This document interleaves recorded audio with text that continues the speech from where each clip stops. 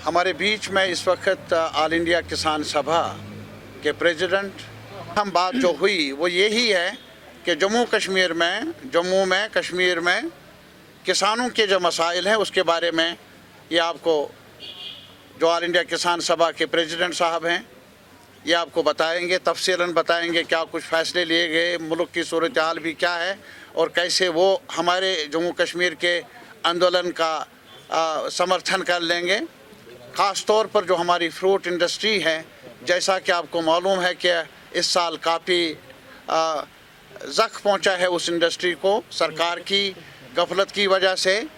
सरकार के जो वादे हैं वो उल्टे जाते हैं, जो कहते हैं वो करते नहीं हैं और इस वजह से किसानों को और ख़ास तौर पर फ्रूट इंडस्ट्री को, सैफरान को और जम्मू में भी अनाज को, या भी आपने देखा होगा डायरी का यहाँ एक बीमारी भी उसका भी रोकथाम नहीं हुआ। तो इन सारे मसाइल पर ये वजाहत कर लेंगे। लेकिन फ़िलहाल मैं एक अच्छी खबर आपके वसातत से पेश करना चाहता हूँ। अपने कश्मीरी आवाम के जो फ्रूट ग्रोवर्स हैं या इस ट्रेड के साथ ताल्लुक़ रखने वाले, अभी जून में ही यहाँ एक वर्कशॉप ऑर्गेनाइज़ किया गया था पी सुंदरिया मेमोरियल ट्रस्ट ने ऑल इंडिया किसान सभा के इश्तराक से, जिसमें दिल्ली यूनिवर्सिटी के JNU के माहिर आए, हिमाचल से भी माहिर आए और जम्मू कश्मीर के हमारे सुखास से भी माहिर थे।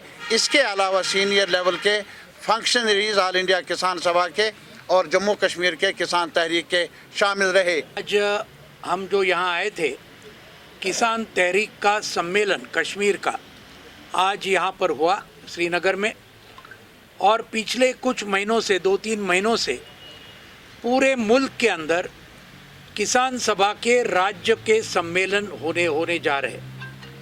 कई हुए हैं, थोड़े अभी बाकी है और इन सभी सम्मेलनों के बाद 13 से 16 दिसंबर 2022 में केरल के त्रिशूर में हमारा अखिल भारतीय राष्ट्रीय सम्मेलन किसान सभा का वहाँ केरल में होगा।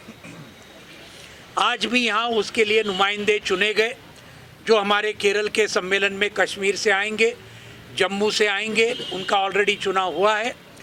किसान सभा ये आज देश की सबसे बड़ी, सबसे पुरानी और सबसे ताकतवर संगठन है किसानों की, और जिसका आज का सदस्यता 1,36,00,000 किसान इसके मेंबरान है। तो ये बहुत बड़ी बात है। 25 राज्यों में ये फैली हुई है और इसके ये सब सम्मेलन चल रहे हैं। इन सम्मेलनों के अंदर आज मैं यहाँ कश्मीर के सम्मेलन के लिए आया था।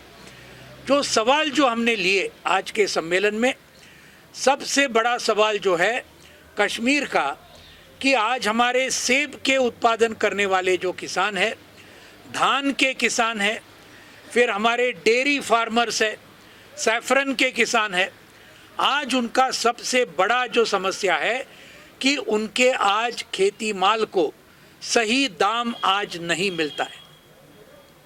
ये बहुत बड़ी समस्या आज सिर्फ कश्मीर में नहीं, पूरे देश में ये समस्या है।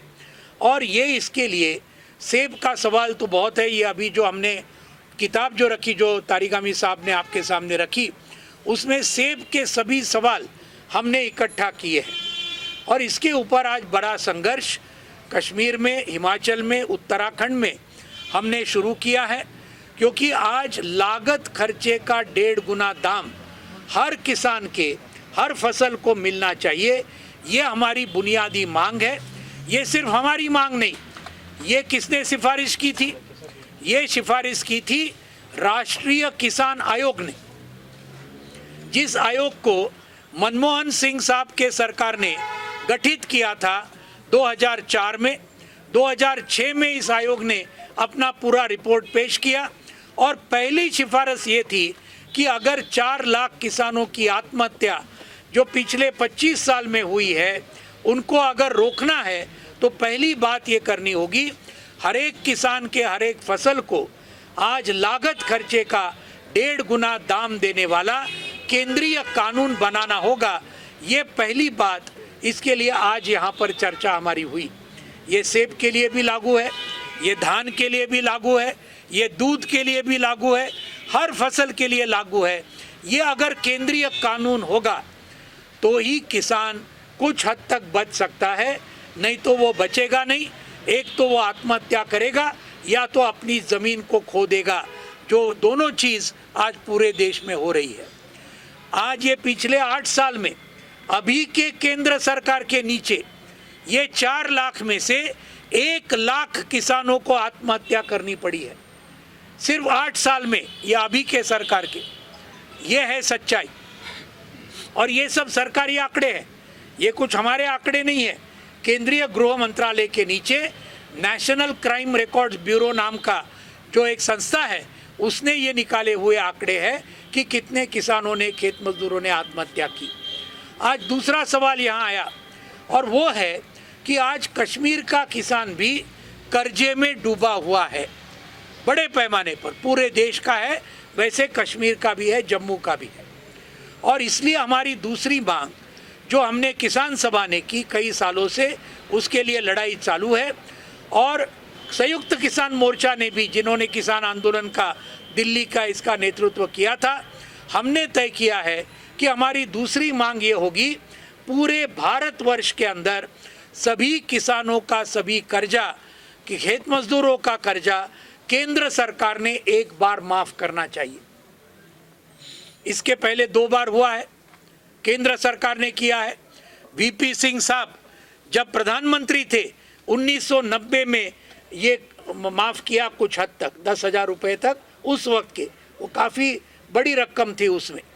मनमोहन सिंह जी के सरकार ने 2008 में कुछ हद तक कर्जा किसानों का माफ़ किया था, ये भी हमको याद है। तो मोदी सरकार क्यों नहीं कर रही है, ये हमारा सवाल है। बोलते हैं हम करेंगे, लेकिन किया नहीं 8 साल में। लेकिन किया क्या, बड़े बड़े कॉरपोरेट कंपनियों का 11 लाख करोड़ रुपए का कर्जा इसी मोदी सरकार ने माफ़ किया पिछले 8 साल में। यानी मुट्ठी भर कॉरपोरेट का कर्जा माफ़ करने के लिए आपके पास पैसे है, लेकिन किसान खेत मजदूर जो खुदकुशी कर रहे हैं, आत्महत्या कर रहे हैं, उनका कर्जा माफ़ करने के लिए, उनका कर्जा कितना है, 25,000, 50,000, 1 लाख रुपया, ज़्यादा तो नहीं है। ये करने को ये तैयार नहीं है। ये दूसरा सवाल है। तीसरा जो सवाल है, जो आज हमने इस सम्मेलन में चर्चा किया, वो सेब के लिए भी है, धान के लिए भी है, सब के लिए है।